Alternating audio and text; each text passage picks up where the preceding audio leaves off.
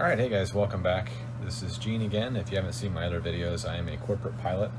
I'm a captain on the Pilatus PC-12 Legacy and NG models, and this is going to be video number 2 of a flight planning series that I'm doing. If you haven't checked out the first video, you might want to take a look at that, where I go over the route selection process, cruise altitude selection, checking the weather, NOTAMs, all that good stuff. And again, this is going to be step 2. So the scenario here is I was assigned a trip, and I fly in the corporate environment, Part 91. And when I'm assigned a trip, I'll just know the basic details of departure, destination, date, time, and number of passengers, and of course the aircraft. And so what I do is I just take that information to this Pilatus app here. And this is a really nice app. Pilatus actually makes this app, and it's got everything built into it to be able to do all the weight and balance and performance calculations for you. So it makes it super easy, much easier than doing it by hand using pen and paper like we did back in the old days. This is all just built in here, so it makes it pretty convenient.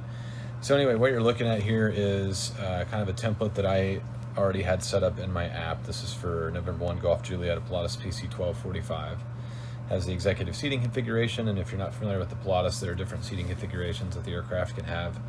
The executive seating configuration, which is all the aircraft that I fly in real life, have this seating configuration. It's the most common one that you'll find in the field, where you have the club seating up front, which is the 4 seats up front, where they're actually facing each other, and you've got tray tables that can come out between those, and then you've got a couple of rows behind those of just forward-facing seats. There is a corporate commuter seating configuration as well, where all of the seats are facing forward, kind of more like an airline style, if you will, seating configuration, but this is what I fly.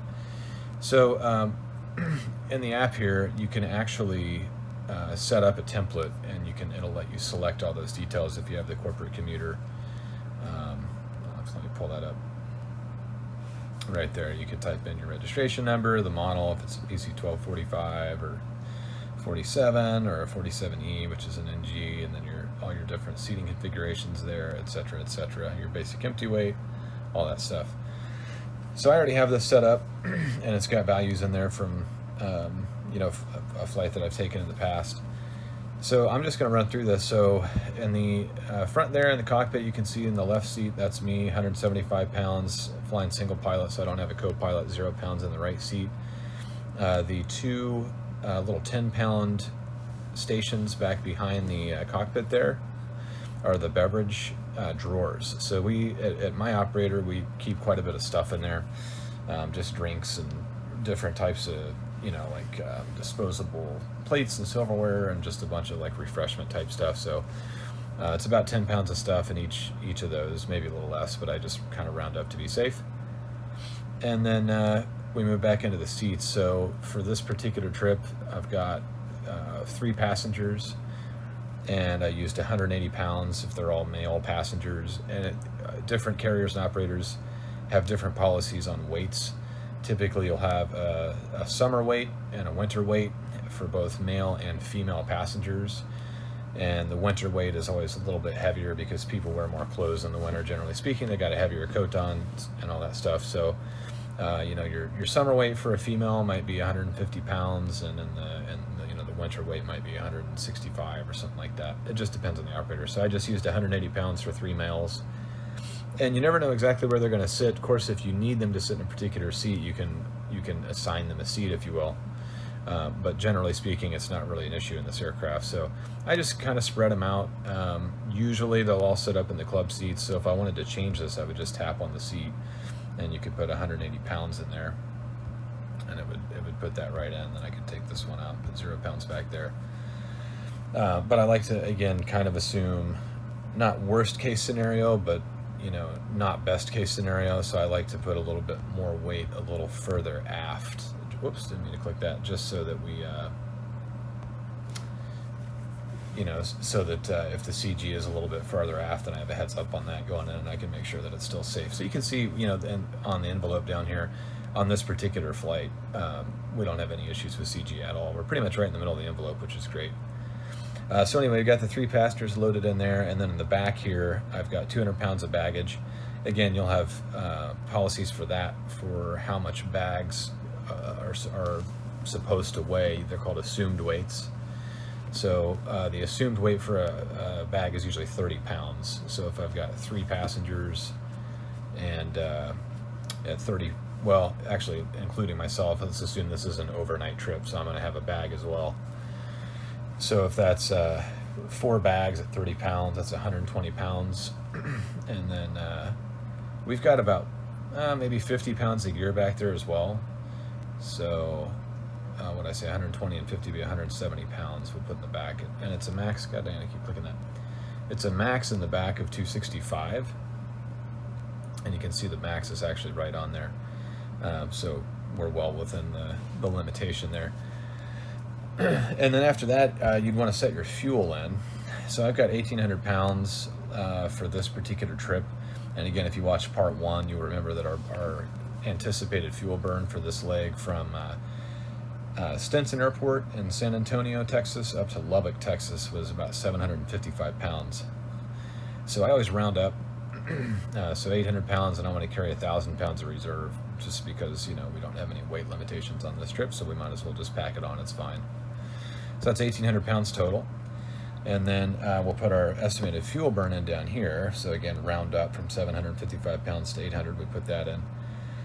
And then the app will actually perform the calculation for you. So if you look in that column down there, you can see the basic empty weight, basic empty moment, and then the total load, and it has all the numbers down there.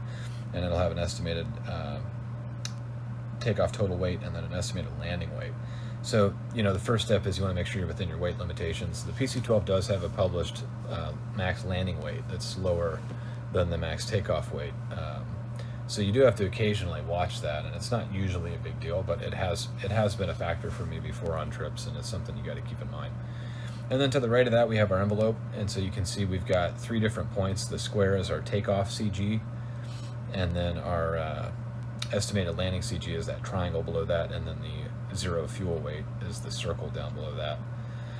So both our takeoff and landing CGs are well within the envelope.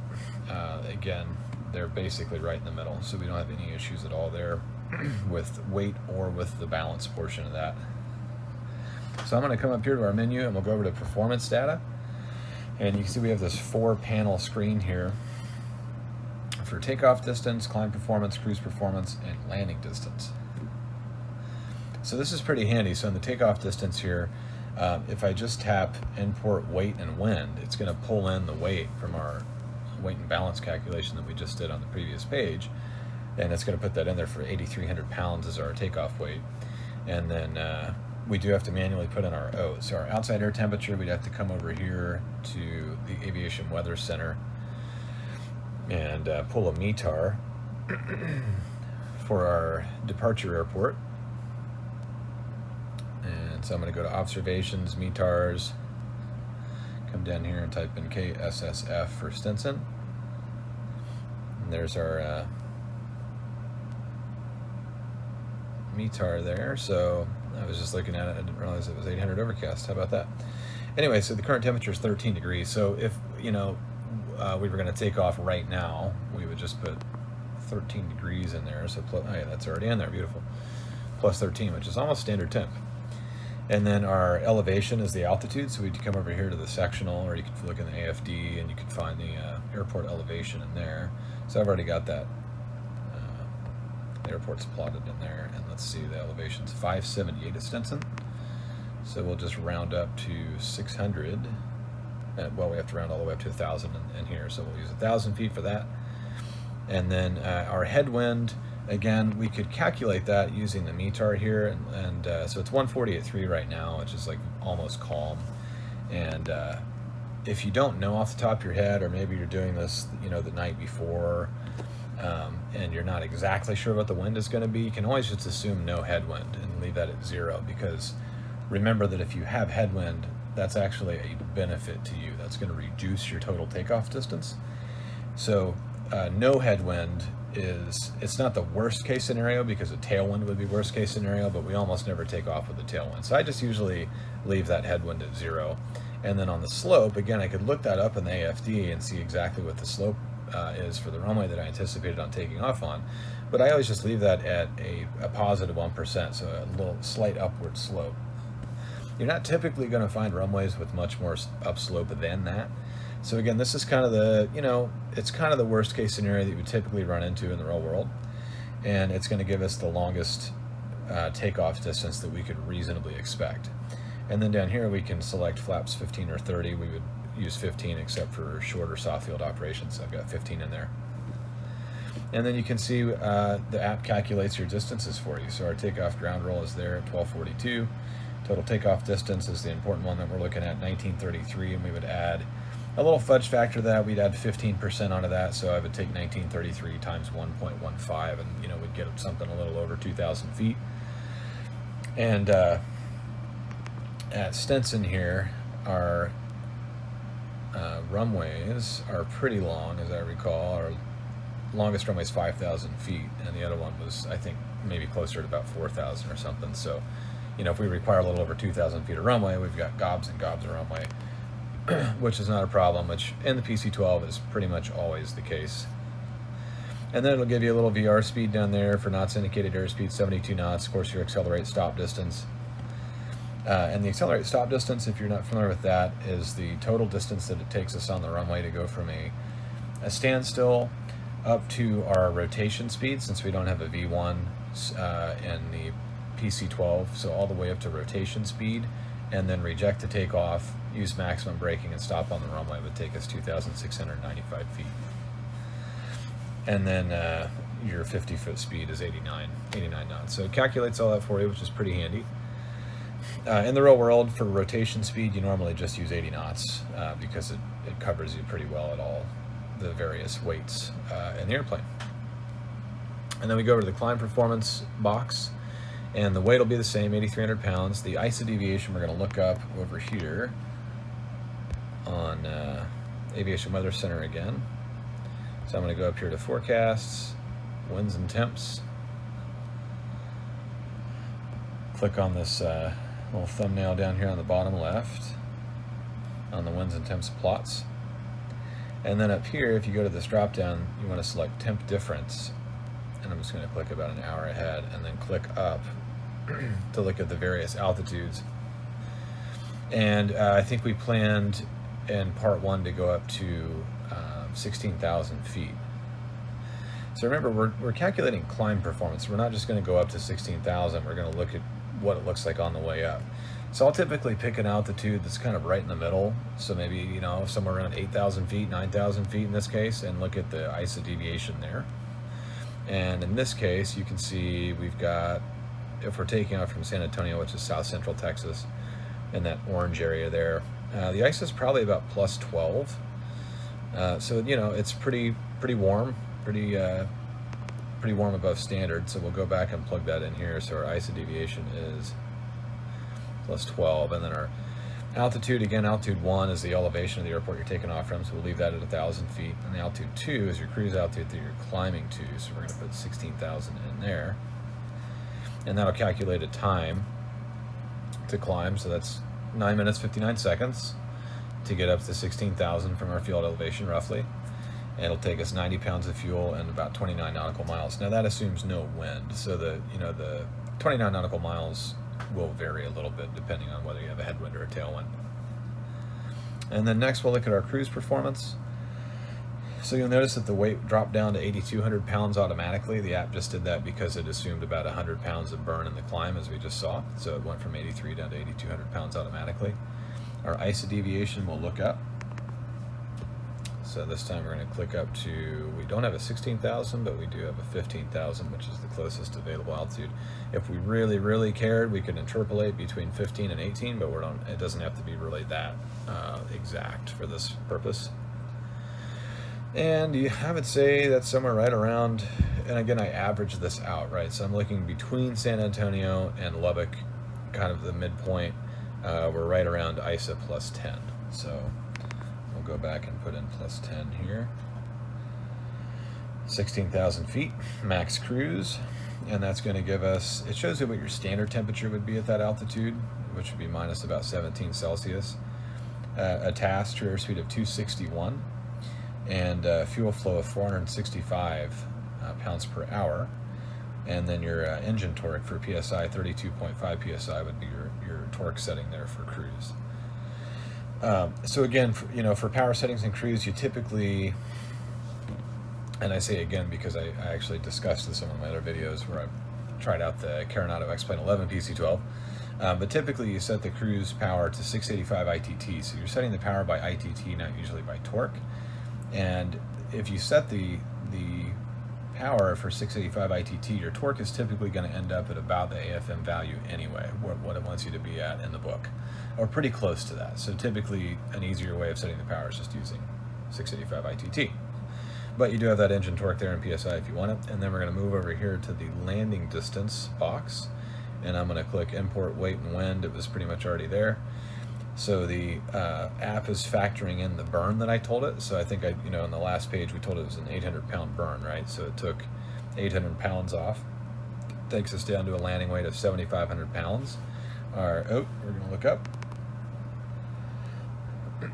We'll come over here, and remember that if you pull up the TAF for Lubbock, TAFs do not include temperatures. So the best you can do is look at the METAR and then just use common sense. So if you know that you're taking off in the morning and you're going to get there when after the sun's higher in the sky, chances are the temperature's probably going to go up a few degrees, so you can add that on.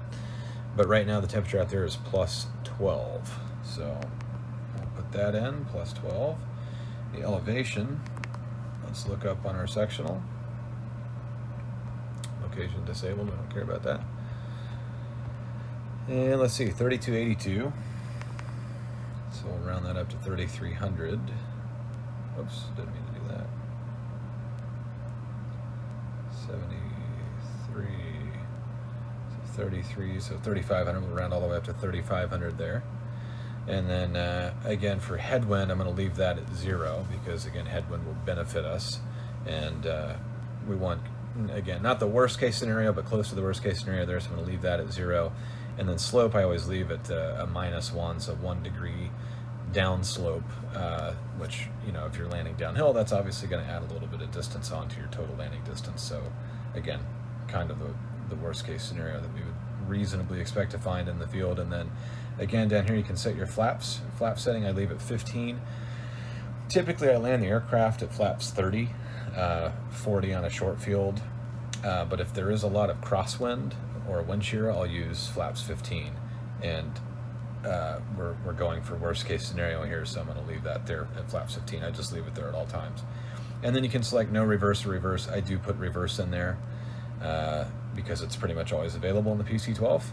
And that gives us a ground roll of 1,033 feet, a total distance, which again is the one we're concerned about, of 2,189 feet, and your approach speed of 84 knots. And again, always add a fudge factor to your total distance. So we would add 15% onto that, 2189 times 1.15, we would come up with the number there. And we would compare that to the runway distances available at the destination. So at Lubbock, it's a big Class C airport. They've got super long runways, 11,500 feet. I think we'll manage. So we're good on that. And this, satisfies your requirements for pre-flight action for checking runway lengths, and the performance planning and fuel requirements for the aircraft, the weight and balance, all that stuff is in here. And then when you're done, just hit the star up in the top, and you can actually, if you hit the little paper airplane, it should pull up, or actually I have to save it first, I think. Yeah, so we'll type in. So at my operator, we'd have a trip ID, and it'd be 4 digits. So say it's 1, 2, 3, 4, and it would be SSF to LBB. Save that. Now I should be able to hit the paper airplane. It's still not working. So typically when you hit that, it'll let you email that to yourself. I'm not sure why it's not working right now. I probably did something. Huh, weird. Anyway, probably a setting on the. This isn't the iPad that I normally use for these. This is my own personal one, so it's probably not set up for something to email that. But at any rate, that would typically pull up your email, and then you could email that to yourself or the crew. If you were flying with a co-pilot, you email this to both of you, and then also the aircraft's email account. And it's a really good idea for operators to have that, because again, for this airplane, it would be November 1 Golf Juliet at gmail.com or whatever you use. And again, it's not an email address that you actively use or log into, but it's there in case something happens. So if there were an accident, the operator could just log into that email account and they could pull up this report, and you can see the weight and balance data, you can see the performance planning, and it shows that the crew did their due diligence and they did their pre-flight planning. So it's a really good CYA thing for the operator to do that. And it kicks out a pretty nice looking report with all this information on there, and in a really nice format. So anyway, it's a pretty cool app, pretty slick. Typically I fly through that in just a couple of minutes. It's very easy, very user friendly to do this, as you can see. And we do this for every single flight. It's a good idea to do it for every flight, even if you're going to be in the envelope, which most of the time you do, unless you have a whole bunch of passengers and bags and a whole bunch of fuel or something. Typically, you're fine, but it's still good practice to come in here and do it every time. And like I said, you're actually required to do it anyway. And typically, flying 135 or 121, you're absolutely going to be required to do this every time as well. So anyway, that's going to wrap up part 2. Stay tuned, come back for the next part. I haven't decided exactly what all I'm going to include in that yet, but we're going to move into basically how the trip works when you get out to the airport, do the walk around on the airplane, and go from there. So thanks for watching, guys. Hope you learned something from this. If you have any questions, as always, please leave those for me in the comments. I love hearing from people, and please consider subscribing. Hit that like button if you don't mind. That helps me out a lot, and I will see you on the next one. Thanks, guys.